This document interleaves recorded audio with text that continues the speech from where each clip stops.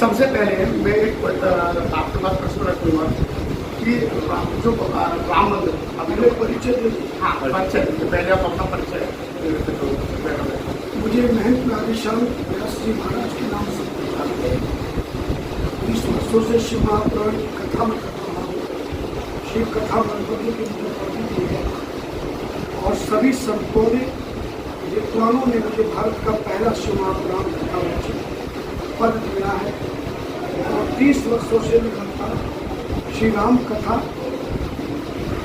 शिव महापुराण कथा और मैंने अपने हाथों से ग्रंथ लिखा है तो सनातन ज्ञानम कथा, तीनों कथाएं 30 वर्षों से प्रेरक थी। समस्त धार्मिक टीवी चैनलों पर, सोशल मीडिया पर लगातार कार्य चलता है।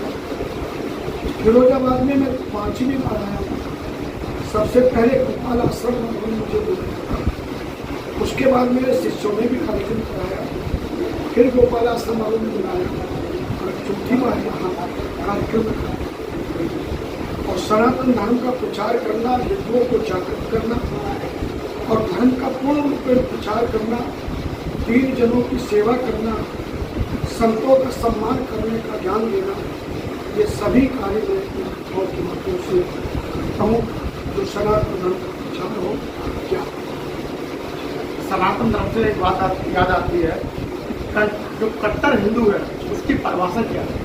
कट्टर हिंदू की परिभाषा यह है, सर्वे भवन्तु सुखिनः, सर्वे सन्तु निरामयाः, सर्वे भद्राणि पश्यन्तु मा कश्चित् दुःखम्। जो समस्त जीवों में परमात्मा को देखता है, प्रत्येक नर नारियों को सुख में जीवन देखता है और अपने धर्म के प्रति किसी भी स्थिति परिस्थिति में वो परास्त नहीं होता, बल्कि अपने धर्म की रक्षा के लिए अपने प्राणों की आहुति भी देगा, अपने धर्म की रक्षा के लिए, अपने समाज की रक्षा के लिए, अपने राष्ट्र की रक्षा के लिए जो अपने जीवन को बलिदान देने तक तो तैयार रहे, हिंदुत्व की सदा रक्षा करता रहे, वही सच्चा हिंदू और कट्टर हिंदू है। कुछ लोग ये कहते हैं कि भगवान राम कोई काल्पनिक है, भगवान राम काल्पनिक है, तो क्या वास्तव में उनकी? देखिए, जो अज्ञानी लोग हैं, जो राजनीतिकरण के दलदल में फंसकर अंधकार में जीवन में जी रहे हैं, उनको श्री राम में काल्पनिक लगता है। जो कहते हैं कि राम काल्पनिक है, उनसे पूछे कि आपके परदादा दादा क्या वो भी काल्पनिक थे? जिनको ज्ञान सनातन धर्म का नहीं है या वोट की राजनीति केवल करते हैं, जातिवाद को बांटते हैं, जिनके पास केवल अपनी कुर्सी के अलावा हमें दुनिया की कुछ भी नहीं चाहिए, जिनको राष्ट्र का हित नहीं चाहिए, जिनको धर्म का हित नहीं चाहिए, जिनको समाज का हित नहीं चाहिए, ऐसे अज्ञानी लोग ही भगवान श्री राम को काल्पनिक कहते हैं। अन्यथा राम जी के विषय में ऐसा शब्द कहना भी हमारे हिंदू धर्म में महान पाप कहलाता है। उन्होंने तो ग्रंथों को भी पढ़ा था, आपके हवाले किया था। देखिए, किसी में हृदय बांस का जो वृक्ष है, बांस का जो वृक्ष है उसमें कितनी बढ़िया बारिश करा दीजिए, ना उसमें फूल लगेगा ना फल लगेगा। हमारे तुलसीदास जी ने कहा, मूर्ख हृदय चेत जो गुरु मिलई ग्रंथ सम, फूलई फलई न वेद जो यद्यपि वर्षा वर्षे सुधा। बांस के वृक्ष पर अमृत की बारिश भी हो जाए तो फूल फल नहीं होगा। ऐसे अगौर अज्ञानी, जिनको केवल अपनी राजनीति में रोटियां सेकते हुए अपने जीवन में धन कमाकर और अपने दर्शनों में ही जीवन को रमाकर जो अपने समाज में रहते हैं, ऐसे लोग धर्म ग्रंथों की अपमान करते हैं और उनको दंड निश्चित मिलेगा। जिन्होंने भी हिंदू समाज पर, हिंदू धर्म पर या धर्म ग्रंथों पर जिन्होंने भी आक्षेप किया, आज वो भटक रहे हैं, अटक रहे हैं, लटक रहे हैं। हमारे संसद पर भी बहुत समय पहले संतों पर आक्रमण किया गया था, संतों को लाठियां बरसाई गई थी। तब हमारे आदि गुरु करपात्री जी महाराज ने श्राप दिया था कि भारतवर्ष में एक ऐसा संत बैठेगा राजगद्दी पर, तुम्हारी जो साख है वो मिट्टी में मिल जाएगी, तुम्हें कोई नाम लेने वाला तक नहीं रहेगा। ये शब्द सर हम किसी का नाम नहीं लेते हैं, लेकिन हमारा मकसद है जिन्होंने संतों पर आक्रमण किया, जिन्होंने ग्रंथों पर आक्रमण किया, जिन्होंने मंत्रों पर आक्रमण किया, जिन्होंने यंत्रों पर आक्रमण किया है, वो मानव नहीं, वो दानव कहलाते हैं। और दानव यही है जबरदस्त धर्म, और इन दानवों को परास्त करने के लिए खुद परमात्मा ही किन्हीं किन्हीं रूपों में आता है, तब इनको तिलक क्यों लगाएगा? देखिए, तिलक हमारे यहाँ सबसे पहला तिलक है। तिलक लगाने मात्र से ये पता लगता है कि हिंदू समाज का है, नंबर एक। दूसरा, धार्मिकता में हमारे यहाँ का चंदनस महत्वपूर्णम पवित्रम पापनाश्रम आपदाम हरते लक्ष्मी तिष्ठति सर्वदा। चंदन का तिलक लगाने से, चंदनस महत्वपूर्ण बहुत पुण्य है, पवित्रम पापनाश्रम, जितने पाप हैं उन पापों का विनाश होता है, और धन लक्ष्मी यश कीर्ति से प्राप्त होती है। अभी आप तिलक लगा के हिंदू समाज के बीच में जाइए, आपको तुरंत दूर से ही सम्मान मिलेगा। तिलक में वो शक्ति है, कला में वो शक्ति है, ज्योति में वो शक्ति है। गुरु नानक देव जी महाराज के ही 10वें गुरु गोविंद सिंह जी के दोनों बच्चों को इसी तिलक और यज्ञ को पवित्र को बचाने के लिए कुर्बानी दी गई थी। आज हम लोग हिंदू इस तिलक की पहचान नहीं मानते। तिलक के मात्र तिलक लगाने, तिलक हमारे यहाँ जब कोई दूल्हा बन के विवाह के लिए दूल्हा, तब भी हमारे समाज के लोग उसको तिलक करके विदा करते हैं। जब राष्ट्र के लिए हमारा सैनिक सेना के लिए जाता है तो उसको तिलक कर विदा किया जाता है। हमारी बेटी का पति यानी दामाद भी घर से विदा होता है, उसको तिलक किया जाता है। तिलक उर्दू लोग सिखाता, आयु बढ़ाता, यश बढ़ाता, बल बढ़ाता है, और तिलक से बहुत बड़ा सम्मान मिलता है, ज्ञान मिलता है, धन मिलता है, और जीवन को आनंद मिलता है। कुछ लोग कहते हैं कि मंदिर जाने की आवश्यकता क्या है? देखिए, मनुष्य के जीवन में हमारे सनातन धर्म के अनुसार 3 प्रकार के ऋण चढ़ते हैं जब बच्चा पैदा होता है। इसलिए बच्चा पैदा होते ही वो रोने लग जाता है, क्योंकि 3 प्रकार के कर्ज जन्म लेते ही होते हैं। ये जो मानव शरीर बना है, ये 5 तत्वों से बना है। क्षिति जल पावक गगन समीरा पंच रचित ये अगम समीरा, अग्नि वायु आकाश पृथ्वी और हवा, ये 5 तत्वों से मानव शरीर बना है। और ये 5 तत्व के हमारे सनातन धर्म के अनुसार 5 देवी देवता है। इन 5 देवी देवताओं की शक्ति से ही ये मानव शरीर 5 तत्वों में तैयार होता है। जिसके द्वारा जो शरीर तैयार हुआ है, तो हम देवताओं के ऋणी होते हैं। इसलिए देव ऋण से मुक्ति के लिए घर के मंदिर में और नगर के मंदिर में, तीर्थों के मंदिर में जाकर उन देवताओं के ऋण से हम मुक्ति प्राप्त कर सकते हैं। ग्रंथों को पढ़ने से ऋषियों की ऋण से प्राप्त हो सकते हैं। गौ की सेवा, 3 जगहों की सेवा, संतों की सेवा आदि करने से पितरों के ऋण से मुक्ति प्राप्त हो। क्या नॉनवेज खाने से धर्म भ्रष्ट होता है या सिर्फ भोजन का एक प्रक्रिया है?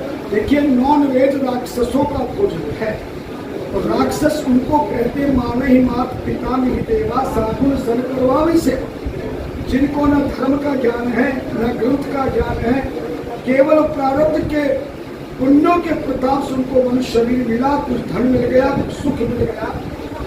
जीवों के मांस खाने वाला व्यक्ति राक्षस कहलाता है। हमारे यहाँ ग्रंथों में कहीं भी मांस का प्रयोग नहीं किया गया है, और नॉनवेज जो खाता है वो राक्षस बुद्धि का व्यक्ति होता है, उसकी बुद्धि भी वैसी होती है, इसलिए नॉनवेज नहीं खाना चाहिए। क्या भगवान होते हैं? अगर निश्चित होते। क्या आपने कभी उन्हें देखा है? खूब देखा है। देखिए, अभी आपके हाथ में मैं चोट मारता हूँ, ठीक, चोट लगी है, और सामने वाले से पूछे क्या मेरे को चोट लगी है, वो कहीं कुछ नहीं दिखाई दे रहा। लेकिन जिसको चोट लगी है उसको पता है कि वास्तव में चोट लगी। ईश्वर कोई खिलवाड़ नहीं है, समझे? ईश्वर हर समय तुम्हारे साथ है, लेकिन आपके मन में श्रद्धा, विश्वास और प्रेम होना चाहिए। एक पुत्र अपने पिता के प्रति आज्ञाकारी कब तक है? जब तक वो पिता के प्रति समर्पण है तब तक वो पिता है। यदि पिता ने पुत्र को घर से निकाल दिया या पुत्र का मन पिता के प्रति प्रेम भाव विश्वास नहीं, तो सामने खड़ा हुआ पिता भी पिता नहीं कहलाता। ठीक है, हमारे यहाँ साक्षात परमात्मा है। प्रहलाद ने खम्भे में परमात्मा को देखा, मीरा ने सांप में परमात्मा को देखा, सूरदास की आंखें बंद हो गई तो परमात्मा को देखा। हरि व्यापक सर्वत्र समाना, प्रेम के प्रकट हो। क्या जो बुद्ध है वो सनातन का हिस्सा है? बिल्कुल, हम जितनी बुद्ध नहीं, हमारे जैन, बौद्ध, ईसाई, मुस्लिम, फारसी, सिख, सारे जितने ये धर्म नहीं है, ये पंथ है। धर्म केवल सनातन धर्म है। सनातन धर्म के माध्यम से ही अनेक संतों ने भटकते हुए लोगों को सही रास्ते पर लगाने के लिए ये पंथ बनाए, रास्ते बनाए। उसके मार्ग में जिसको जिस जैसा पंथ लगा वो उसी में चले गए। ये सनातन धर्म की शाखा है, जिन्हें पंथ कहते हैं, वही सत्य है। अगर आपके जीवन की शैली का प्रभाव डाले तो कैसा रहा आपका जीवन? हमारा जीवन बहुत सुंदर रहा। हमने आज से 30 वर्ष पहले हिमालय में जाके बहुत तपस्या करी, साधना की, गुरुदेव के आशीर्वाद से, माता पिता की कृपा से 30 वर्षों में हमने शिव महापुराण कथा और श्री राम कथा का हमने प्रारंभ किया। सबसे पहले शिव पुराण 2009 तक टीवी पर हमारी आती थी। उससे पहले किसी की टीवी पर शिव पुराण में आती थी, राम कथा और भागवत। सभी लोगों ने फिर भागवत के साथ शिव पुराण भी करने लगे।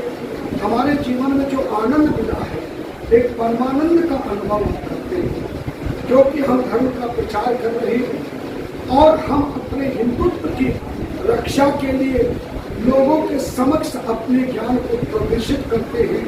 जो भटक रहे हैं, जो अटक रहे हैं, जो लटक रहे हैं और जिन्हें और धर्म पंथ वाले झटक रहे हैं, नीचे पटक रहे हैं, हम हिंदुओं की रक्षा के लिए, अपने धर्म की रक्षा के लिए, राष्ट्र की रक्षा के लिए सदैव अनुभव कर रहे हैं। हमें परमानंद की है। अगर आपके जीवन पर अपने जीवन का एक ऐसा वाक्य जो आपने अभी तक आपको याद हो और हमेशा याद रहे, ऐसा क्या वाक्य है? ऐसा कोई वाक्य? देखिए, हमारे जीवन में सबसे बड़ा वाक्य ये हुआ कि जब हम तपस्या करके आए तो हमारी धर्म पत्नी ने हमें नहीं पहचाना, क्योंकि 7 साल में हमारा शरीर काला हो गया था, बिल्कुल हड्डियों जैसा हो गया था, लंबे लंबे बालों में भी चिताएं पड़ गई थी और हमें परिवार वाले भी नहीं पहचान सके। एक बार जैसे हम माता जी को प्रणाम करने लगे तो माता जी ने कहा, तुम महात्मा कहाँ से आ गए हो? मेरा बेटा आने वाला है। हमने कहा, तुम्हारी बेटी को पहचान में लाए। तब हमें लगा कि तपस्या के फल से शरीर कितना बदलता है, लेकिन उस समय तो केवल हमारा शरीर ही बदला था, लेकिन हमारे शरीर के बदलने के बाद हमारा पूरा परिवार बदल गया, हमारा कारोबार बदल गया, हमारा व्यापार बदल गया, हमारा रिश्तेदार बदल गया, हमारा संस्कार बदल गया, विचार बदल गया। ऐसी घटनाओं से ऐसा रूप बदल। ऐसा कौन सा भजन है जो आपको सबसे ज्यादा प्रिय है? मुझे एक भजन है जो 30 साल पहले मैंने बनाया था, मैं उसी को लिखकर बहुत पसंद हूँ।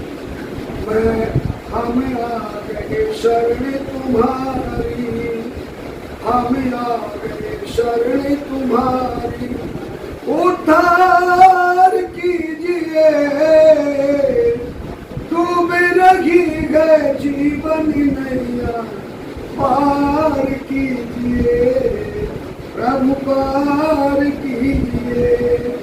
हमें आ गए शरण तुम्हारी, हमें आ गए शरण तुम्हारी, उद्धार कीजिए, डूब रही है जीवन नैया, पार कीजिए प्रभु, पार की। 30 साल पहले ये भजन बनाया था, सभी लोगों को बहुत पसंद आया। हमारी जो क्या बोलते हैं इसको, फिल्म इंडस्ट्री ने भी इस भजन को लेने का प्रयास किया था। तो हमारे पास को राजस्थान का 5 साल का था।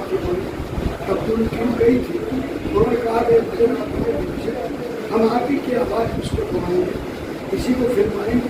लेकिन जो सीन उन्होंने हमें दिखा, हमने कहा ये बदलना वैसे नहीं, तो हमने लोग हो कि उनका पैसे का लालच छोड़ कर उसको बचा लिया और लोग को भटके सब कुछ।